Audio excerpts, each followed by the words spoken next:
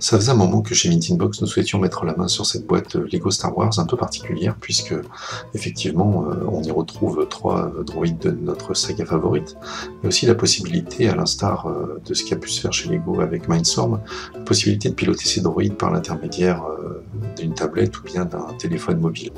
Alors ce qui est tout à fait intéressant de signaler, c'est que vous ne pourrez pas piloter ces 3 droïdes en même temps puisque il n'y a qu'un seul module batterie. Et surtout, après cette mini-revue que nous faisons par vidéo, ne vous attendez pas à ce que nous composions une symphonie comme certains ont pu le faire sur YouTube avec une centaine de droïdes, tous synchronisés les uns avec les autres. Alors dans la boîte, tout d'abord une surprise de taille, il n'y a pas de manuel. Effectivement, tout est digital, à l'exception de ce petit Quick Start Guide, et on retrouve une douzaine de sacs. Direction donc votre store favori, que ce soit le Google Play ou l'App Store, vous trouverez facilement l'application Lego Boost, qui ne nécessitera que quelques minutes pour s'installer. Une fois que vous lancez l'application, les habitués des jeux Lego Star Wars se retrouveront avec des designs tout à fait familiers. Nous arrivons sur l'écran principal. Il vous suffit donc de cliquer sur la flèche pour plonger dans l'aventure. On reconnaît immédiatement la planète Tatooine et bien entendu le Faucon Millenium qui semble avoir quelques avaries et va s'écraser sur la planète. On peut imaginer que les Jawa se réjouissent déjà des opportunités d'affaires. Sur l'écran suivant, nous découvrons le Faucon Millenium en bien mauvaise posture qui est garé tout proche de la cabane de Watto. Le pilote ressemble fortement à Rey, mais la voix ne nous fait pas du tout penser à l'actrice. Cependant, on sent bien que la négociation avec Watto va être très compliquée, sachant que les pièces disponibles vont être monnayées avec une forte valeur, et comme le pilote ne semble pas disposer de ces fonds, une négociation va pouvoir se faire à l'initiative de Watto pour un échange entre ces pièces détachées et la construction de 3 droïdes qu'on le reconnaîtra facilement, R2-D2, le Kong droïde et un Mouse droïde. Le deal peut donc se faire pour que le pilote puisse repartir avec les pièces détachées et réparer le Faucon. Je vous propose maintenant de regarder la construction du Mouse droïde en accéléré.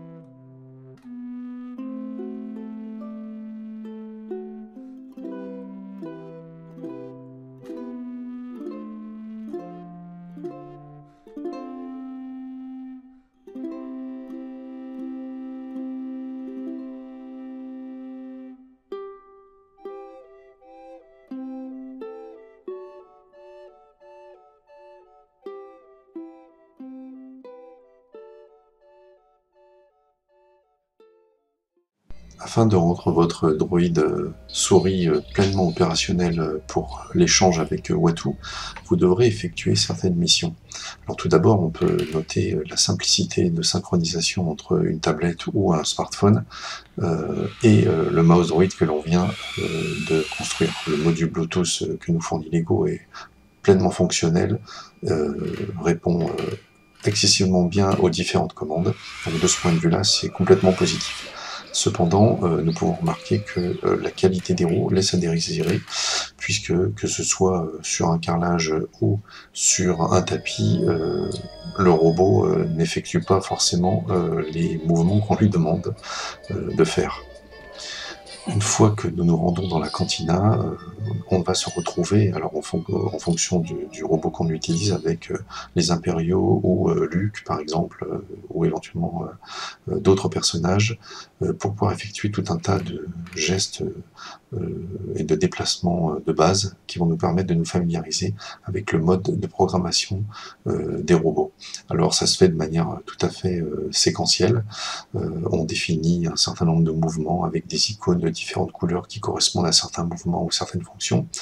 On aurait pu imaginer que Lego puisse détailler un peu mieux tous ces icônes, et il vous faudra de longues minutes, voire de longues heures d'utilisation pour parfaitement les reconnaître les uns avec les autres.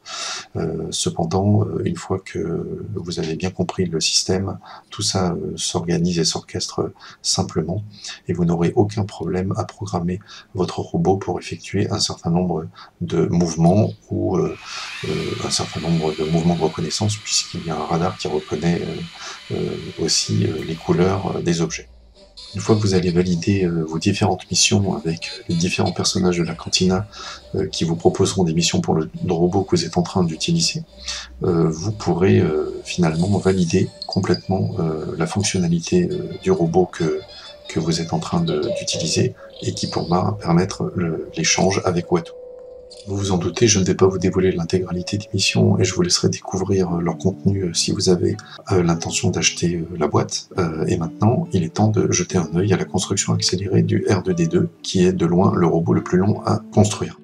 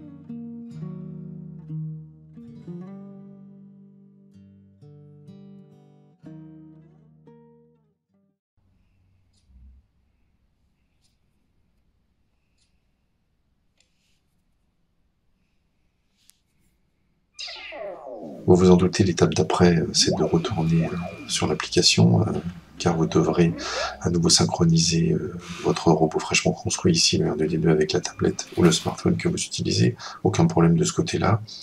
Certains gestes de base vous seront expliqués, certaines fonctionnalités de base vous seront expliquées avec le nouveau robot que vous venez de construire.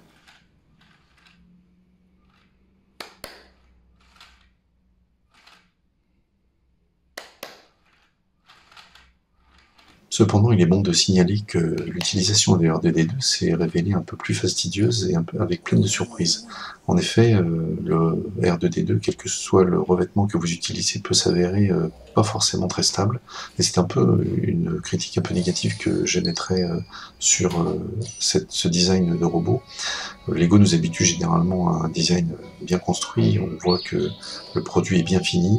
Cependant, le R2D2 semble relativement fragile. Et c'est quand même quelque chose qui peut être surprenant lorsqu'on a déjà eu affaire à différentes constructions Lego.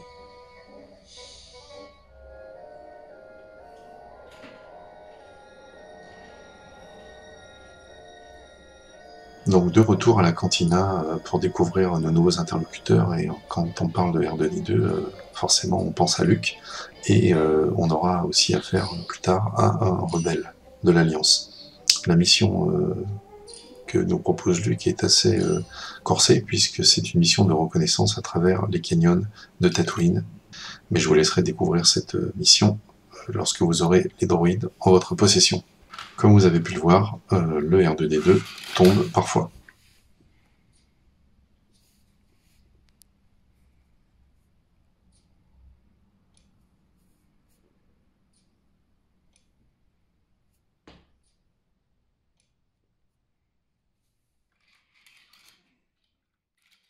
Il est maintenant temps de jeter un œil à la construction accélérée du Gong Droid, avec un petit clin d'œil pour Mathieu du staff de Mint Inbox, qui en fait son robot favori.